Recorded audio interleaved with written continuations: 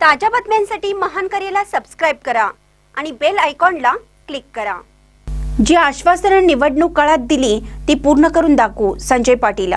ईश्वरपूर मधील निकालानंतर मुख्यमंत्र्यांनी या शहराला दिलेले आश्वासन पाळतील। जनतेने आमच्यावर विश्वास ठेवला, त्यामुळेच हा विजय। निवडणुकीच्या तोंडावर ज्यांनी पक्ष सोडून दुसऱ्या पक्षात गेले त्यांच्याबद्दल मला सहानुभूती, सोबत राहिले असते तर बरे झाले असते।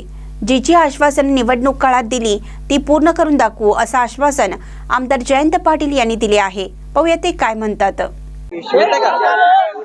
भाजपने अनेक आदेश दाखवले, अनेक रथीमारती, राज्याच्या मुख्यमंत्र्यांची सभा झाली, मात्र मतदारांनी तुमच्यावर विश्वास ठेवत एक हाती सत्ता दिली। नगराध्यक्ष पदाचे उमेदवार आनंदराव मलगुंडे दादांना प्रचंड मतांनी निवडून दिलं। काय सांगाल, कसं बघताय? पूर्ण ईश्वरपूरच्या जनतेचे लाख लाख आभार मानेन मी।